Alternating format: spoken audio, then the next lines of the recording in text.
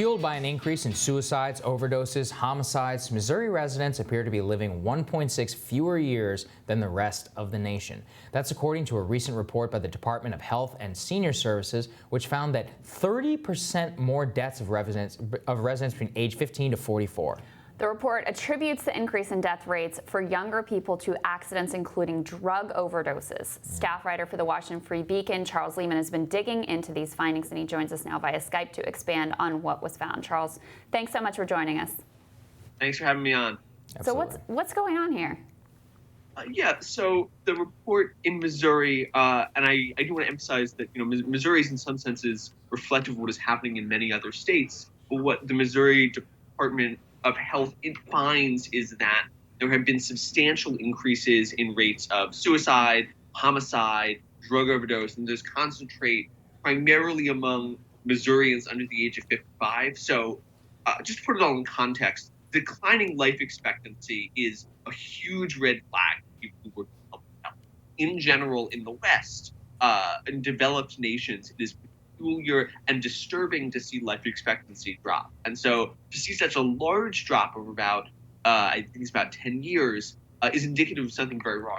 What Department of Health says is it's not just that the population is getting older, that when you adjust for age and when you look at the death behaviors and the death probabilities of older Missourians, they're about the same. What's happening is that Missourians under 55, who should have a relatively high life expectancy, are starting to die more from these external or self-imposed causes, from suicide, from drug overdose, from homicide. Yeah.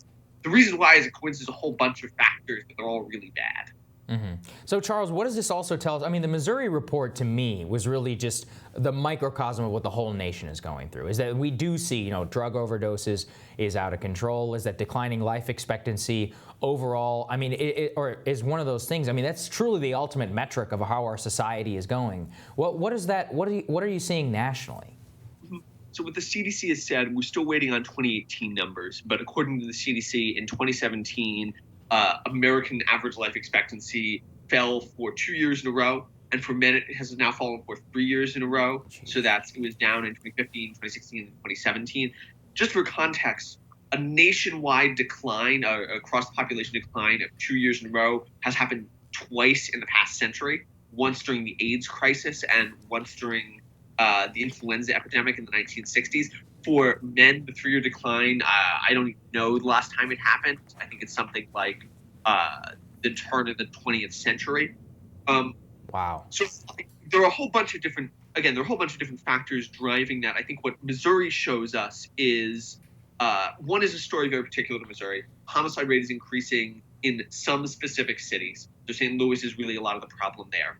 And then the suicide rate and the drug overdose rate represent substantial increases, especially among, and this is more true of suicide than drugs, but especially among rural, white, low socioeconomic status Americans who are suffering in large part from the effects of what we talk about as deindustrialization. Right. The sort of economic transition that portion of the country has been going through and still feeling the effects of. Well, and it's worth pointing out, too, that increase in suicides is something that is unique to the United States. If we look around at the rest of the developed world, you see suicide on the decline while you see it spiking here. And I think you're right to point out to that deindustrialization. I mean, I've lived in the industrial Midwest in Ohio. I've lived in Kentucky. I've done quite a bit of work in West Virginia. And you can't believe how town after town has just been devastated by the sort of free trade policies of the 90s. And Democrats in particular like to talk a lot about inequality, but they frequently leave out sort of regional inequality, the fact that you have prosperity concentrated and opportunity concentrated in just a few places really at this point in the country. Absolutely. And, I think the suicide story is complicated by the fact that it really does spread across the population age-wise, which is to say we're seeing several different suicide crises at once, where there's a crisis among rural, low socioeconomic status whites who have moved out of the manufacturing industry or other industries that have been offshored and are still dealing with the consequences of that downstream 10, 15 years later. But there's also a separate substantial increase in suicides among teenagers, and that's happening across the country.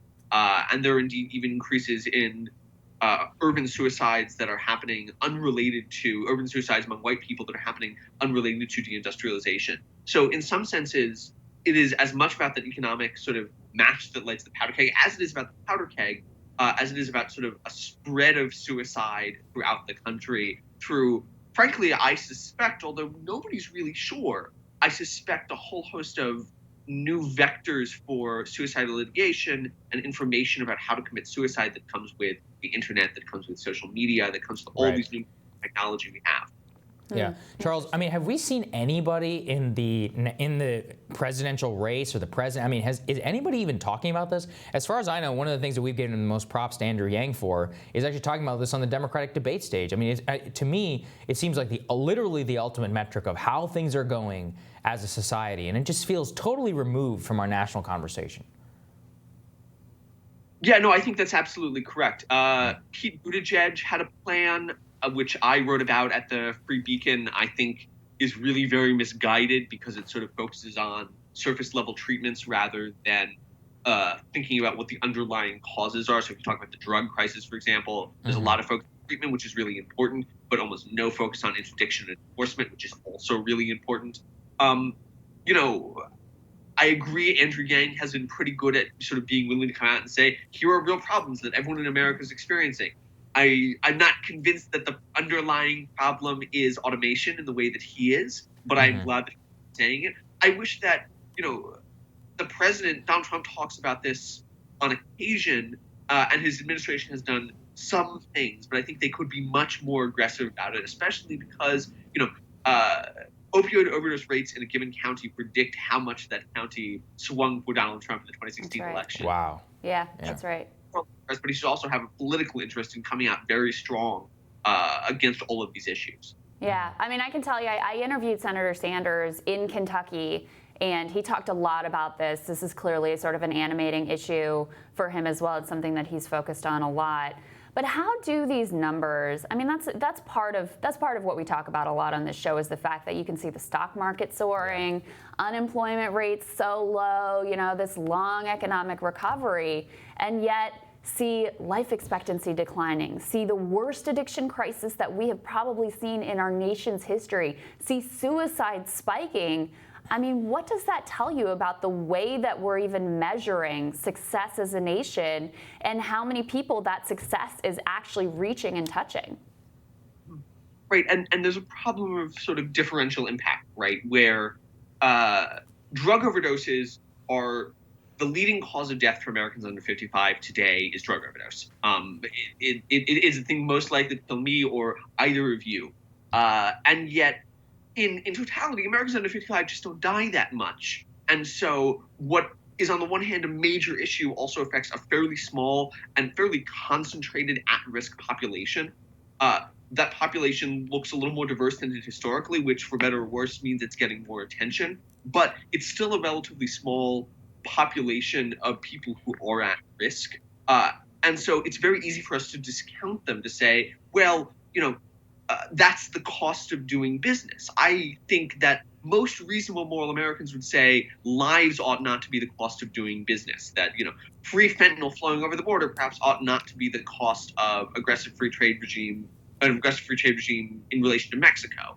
But that is just, it's easy for us to discount that relatively small number of lives in the grand scheme of things. Yeah. Well, Charles, thank you so much for joining us, shedding light on this issue. Really appreciate it. Thanks, Charles. Thanks for having me. Next on Rising, at least 18 people have now died from illnesses linked to vaping. Now, new reporting by the LA Times reveals how the Obama administration stopped the FDA from regulating those flavored vape cartridges. Our conversation with the Center on Addiction's Linda Richter next.